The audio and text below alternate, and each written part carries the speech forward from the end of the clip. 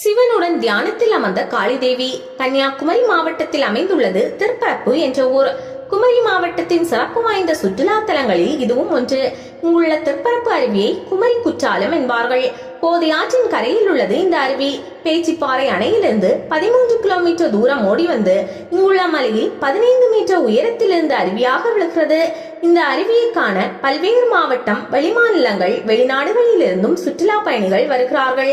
இந்த இடத்தில் சிறப்புமிகு சிவாலயம் ஒன்று உள்ளது. இதனை திருப்பரப்பு மகாதேவர் ஆலயம் என்று அழைக்கிறார்கள். மகா சிவராத்திரியை முன்னிட்டு கன்னியாகுமரி மாவட்டத்தில் உள்ள 12 சிவாலயங்களுக்கு சிவனடியார்கள் பலரும் ஒவ்வொரு ஆலயமாக ஓடி சென்று வழிபடும் வழக்கம் உள்ளது. இதனை சிவாலய ஓட்டம் என்பார்கள். இந்த சிவாலய ஓட்டத்தில் 3வது வரும் ஆலயமாக இந்த திருப்பரப்பு மகாதேவர் ஆலயம் திகழ்கிறது. இந்த கோவிலின் மூலவரான வீரபத்ரர் சிவலிங்க வடிவில் காட்சி தருகிறார். இவரை ஜடாதரர், மகாதேவர் ஆகிய பெயர்களிலும் அழைப்பார்கள். இவ்வாலய மூலவர் வழக்கத்திற்கு மாறாக மேற்கு நோக்கிய திசையில் வீற்றிருந்து அருள்பாலிக்கிறார். அதே போல் நந்தியானது மூலவருக்கு நேரெதிரில் இல்லாமல் சற்றே விலகி காணப்படுகிறது. கோதை ஆற்றின் கரையில் உள்ள திருப்பரப்பு அருவிக்கு தெற்கு திசையில் இந்த ஆலயம் உள்ளது. மகாதேவர் கோவிலின் தெற்கே உள்ள திருச்சுற்று மண்டபத்தில் இருக்கும் நிலவரை வழியாகவும் இந்த குகை கோயிலுக்கு பாதை உள்ளது. இந்த குகை கோவிலின் உள்ளே பத்ரகாளி தேவியின் புடைப்பு சிற்பம் உள்ளதாக சொல்லப்படுகிறது. திருப்பரப்பு சிவன் கோவில் 2 ஏக்கர் பரப்புள்ள ஆலய வளாகத்தில் உள்ளது. ஆலயத்தை சுற்றிலும் 4 புறமும் சுமார் 15 அடி உயரம் உள்ள கருங்கல் மதில் சுவர் உள்ளது.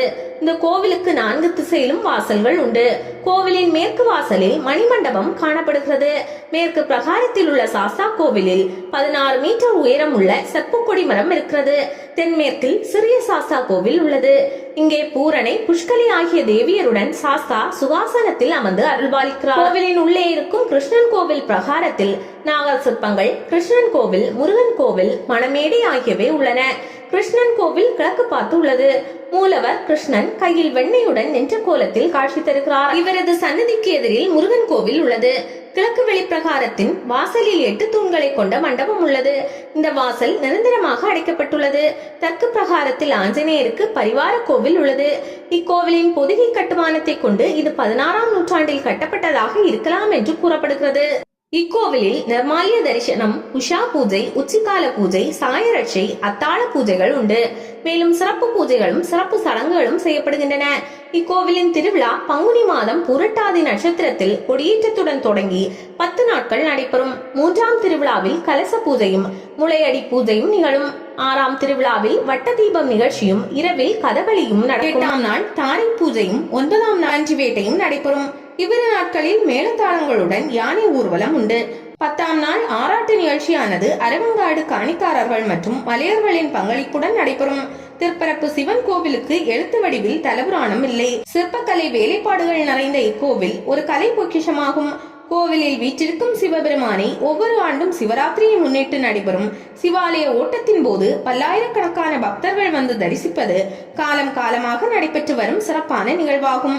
சிவனின் பேச்சை கேட்காமல் தன் தந்தை தட்சன் நடத்திய யாகத்திற்கு பார்வதி தேவி சென்றாள். அங்கு தாட்சாயணிக்கு அவமரியாதை நிகழ்ந்தது. இதனால் சிவன் தன் அம்சமான வீரபத்திரரை உருவாக்கி அவரை தட்சன் யாகம் செய்யும் இடத்திற்கு அனுப்பினார். வீரபத்திரர் அந்த யாகத்தை அழித்து அனைவரையும் தண்டித்தார். ஆனாலும் வீரபத்திரரின் கோபம் குறையவில்லை.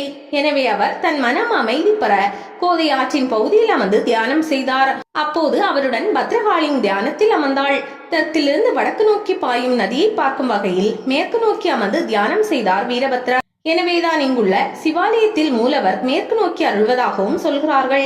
மேலும் மூலவருக்கு நதியை மறைக்காமல் இருக்கும் வகையில் நந்தியும் சற்று விலகி இருப்பதாக கூறுகின்றனர்.